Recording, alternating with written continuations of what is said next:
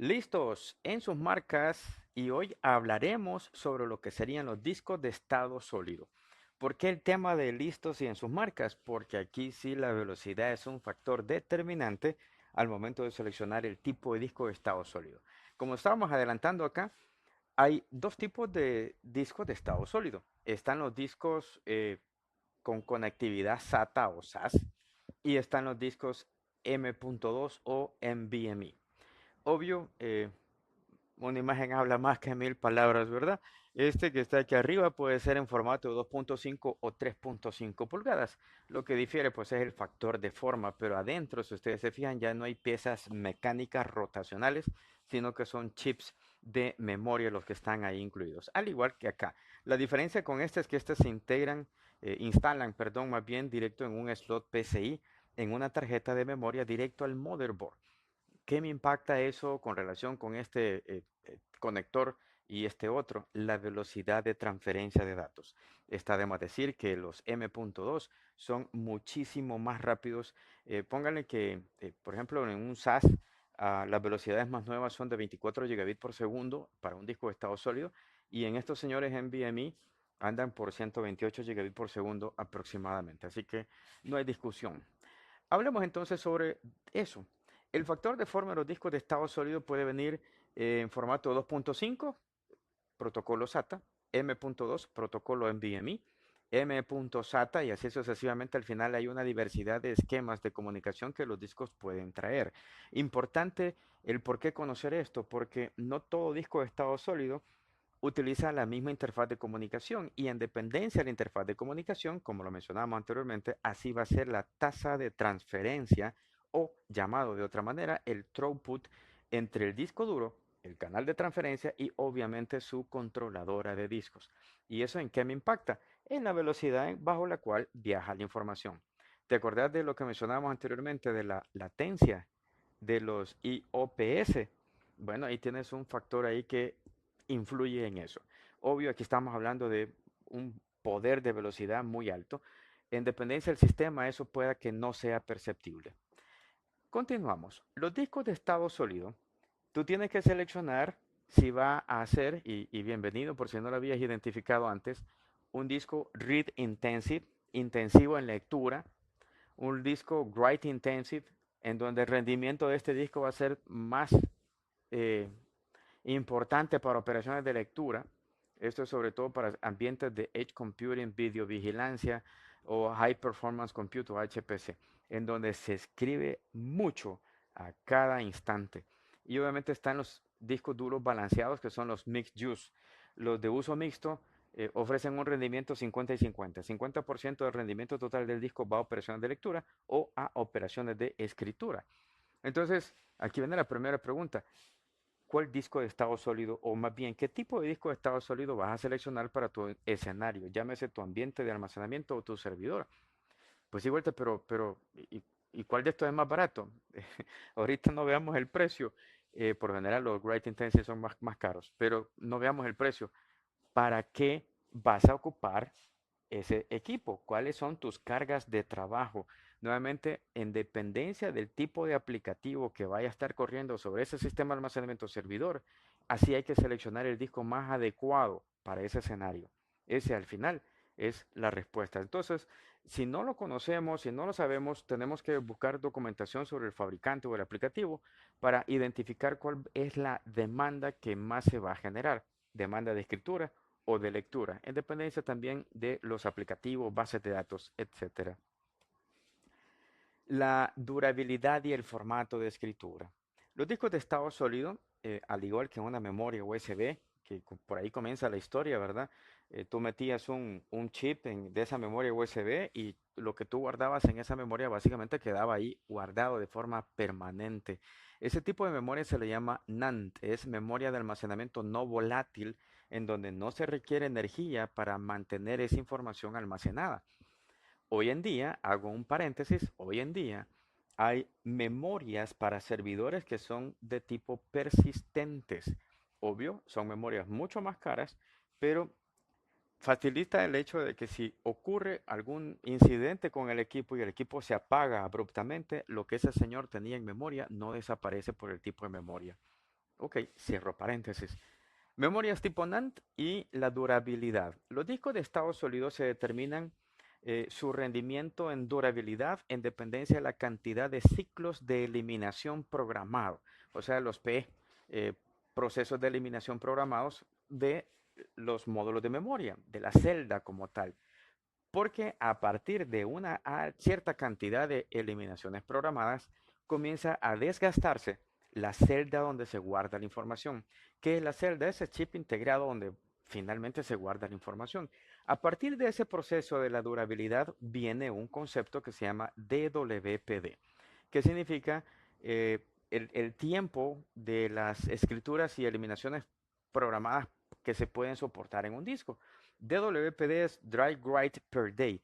Indica cuántas veces puedes escribir en la capacidad total del disco durante un periodo determinado que afecta, obvio, su garantía. Veamos esto con un ejemplo. Me voy a mover a una página web, en este caso a la de Dell. Eh, lo que puse en el navegador fue Dell R760 espacio USA o USA para venirme al configurador de Dell en línea.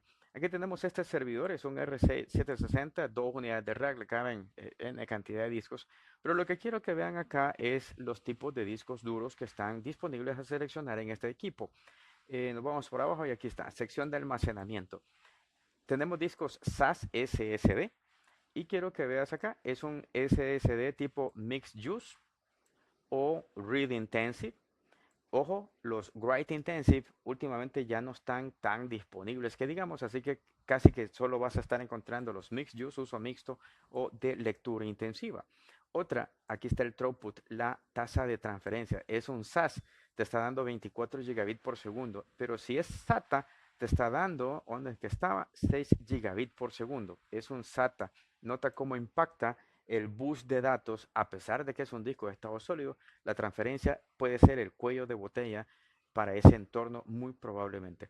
¿Recuerdas el tema de las eliminaciones? DWPD, aquí tiene un número 3, aquí tiene un número 1, está garantizado para un año de procesos de lecturas, eliminaciones completas del ciclo de vida. Aquí, por favor, no quiero que malinterpretemos lo siguiente. Uy, este disco duro solo dura un año o este disco duro solo va a durar 3 años. No, en dependencia de los procesos de eliminación completa de la capacidad del disco, o sea, ¿esto qué quiere decir? Que en un año, para el caso, vámonos aquí en un año tú tendrías que llenar ese disco duro y eliminarlo por un año, hacer esa operación repetidamente por un año, es lo que determina básicamente la garantía y la durabilidad del disco. Al día de hoy, yo ya llevo con clientes en donde se han instalado discos de un DWPD o 3 DWPD, o sea, de todos, y hasta el día de hoy, toco madera, ¿verdad? Ningún cliente me ha llamado, mira, el disco duro se arruinó, ¿verdad? O ya se acabó el disco, pues está echando humo, pues, ¿verdad? Tanto proceso de lectura programada. Ojo, eso de los procesos de lectura programada es algo que internamente realiza el disco. Regresando a la presentación, eso es un elemento importante y clave que es importante tener en cuenta, no por efecto de rendimiento, sino por la durabilidad que en algún momento dado vayamos a necesitar del sistema de almacenamiento. Entonces, cuando hablamos de la durabilidad y rendimiento, viene algo importante. Mencionábamos lo de la celda. ¿Qué es la celda? En donde finalmente se guarda la data dentro de los discos de estados sólidos. Existen 4 tipos de celdas hoy en día: QLC, TLC, MLC y SLC. ¿Y eso qué quiere decir? Nuevamente, entre más pequeña sea la celda, muy probablemente yo voy a tener mayor capacidad de almacenamiento por celda. En consecuencia, si mi disco duro es tipo QLC, va a tener una capacidad mayor de almacenamiento. Y eso también impacta la cantidad de ciclos de eliminación completa que cada una de estas celdas pudiera llegar a tener. Nuevamente, esto es un tema que no es crítico para que ustedes se lo aprendan de memoria. Mira, ¿y este disco duro de qué tipo es? Porque yo quiero que sea un QLC y me estás dando un TLC. No, tranquilos. Pero sí es importante que esto se identifique porque esto es clave, sobre todo con sistemas de almacenamiento de alto volumen de procesamiento de datos. Ya vamos a ver un ejercicio más adelante. Entonces, un aspecto importante que los discos duros de estado sólido ofrecen, que los rotacionales no, es la parte de utilizar encriptación avanzada sobre los discos. Nuevamente aquí estamos hablando de chips integrados dentro de esta placa de ese disco duro y el disco duro puede venir con funcionalidades de autoencriptación. Esto nos ayuda a poder garantizar la seguridad de los datos que vamos a estar guardando aquí. Walter, ¿y esto qué onda? ¿Los tengo que mandar a pedir o los tengo que también seleccionar? No, nuevamente regreso a la pantalla que estábamos viendo anteriormente de la configuración de este equipo, el R760. Cuando regresamos a los discos duros, y perdón que me mueva rápido, cuando regreso a los discos duros y sigo bajando, aquí hay una clasificación que dice SED. SED significa Self Encryption Disk, o sea, discos autoencriptables. Y aquí tengo discos de estado sólido, Mixed Use, Read Intensive, pero todos estos discos son tipo SED, todos estos discos son encriptables. Obvio, pueden ver el tema de precio, de que eso también impacta en esta funcionalidad. ¿Qué gano con esto? Velocidad y seguridad de la información. Aquí no afecta de que, mira, el disco duro se dañó, ni modo, reemplacemos el disco, quítenlo, pongan el otro. El disco que se reemplaza no tiene visible los discos duros por el proceso de cifrado. Para aquellos que están interesados, mira, ¿y eso cómo se hace? A través de Advanced Encryption Standard, o sea, AES. ¿Verdad? Esto es implícito en el disco. Olvídate que estar sacando la llave, el cifrado, no, ese es un tema que lo maneja el disco y su controladora de discos correspondiente. Otro aspecto importante que los discos de estado sólido ofrecen, que los rotacionales no, y es la funcionalidad de compresión y de duplicación. Compresión, pues acordémonos de WinZip, ¿verdad? O WinRAR, etcétera, que nos ayudaban a encoger el tamaño de esos archivos para efecto de ahorrar espacio en disco. Y la deduplicación es un proceso de evitar escribir datos duplicados. Ejemplo, me voy a ir a la página que estábamos viendo, abro Google aquí, le colocamos deduplicación, en inglés, deduplication, para que salga más fácil, más resultados. Me voy a la sección de imágenes y veamos esta de los cuadritos de las letras. Voy a hacer un poquito más grande esto para que enfoquemos esta imagen. ¿De qué trata la deduplicación? Cuando tú tienes tus datos originales, tienes esta información distribuida con datos que están repetidos. Mira cuántas veces está la letra A, la letra B y así sucesivamente. Pero cuando tú ingresas esta información a un sistema de almacenamiento que ofrece características de deduplicación, únicamente se escriben los valores únicos, no duplicados. Walter, ¿y entonces qué pasa con las otras letras que no se escribieron, que igual son complemento de la información? El sistema de almacenamiento o el disco, el sistema de almacenamiento utiliza punteros para saber en qué posiciones estaban los datos que no se guardaron, para que cuando la información salga del sistema de almacenamiento vuelva a realizarse el proceso de hidratación y regresar el dato como originalmente estaba. Esto se realiza en línea. No es un proceso de que, mira, espérate que se está duplicando, vaya, ya se duplicó, ya se guardó. No, esto se hace en memoria a través de los sistemas de las controladoras del almacenamiento o la controladora de los discos duros. Esto ayuda muchísimo, como lo pueden ver, a optimizar el espacio en disco.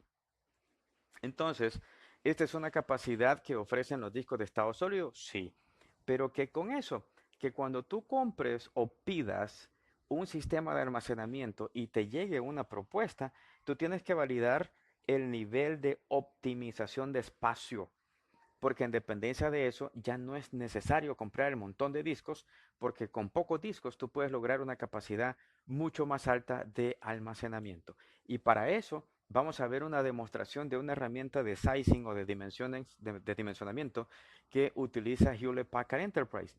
Esto viene a continuación. Aquí viene una aclaración importante. Esta herramienta no es una herramienta pública. Esta herramienta es utilizada por partners de Hewlett Packard Enterprise, en donde se nos indica de que para poder entregar una configuración y una capacidad que un cliente pueda requerir, tenemos que utilizar el sizer adecuado. Para el caso me voy a venir a este, de Block Storage, para configurar un sistema de almacenamiento para una, por poner un ejemplo, una HP a letra. Ya les voy a mostrar luego cómo es ese modelo. Voy a irme al Capacity Sizer. Lo primero que me pregunta aquí es cuántos teras querés, si lo querés en TB bytes o en terabytes. Yo prefiero terabytes, ¿verdad? Porque es el valor como más comúnmente utilizado. Y lo que me preguntan es cuánto capacidad es la que yo deseo tener para ese sistema de almacenamiento. Mira, yo quiero 75 teras, por poner un ejemplo. Y si se fijaron, inmediatamente esta lista se actualizó. Voy a borrarlo. La lista se actualizó. Voy a ponerle nuevamente 75. Y aquí me está diciendo que con 12 discos de 3.84 teras, al almacenamiento le caben 25 discos. Con 12 discos de este tipo, yo llego a una capacidad efectiva de 71.4 y necesito 75. No, mira, está bien, Walter, pero son 75 y lo efectivo que te está dando aquí son 71, es menos. Espera a lo que viene a continuación.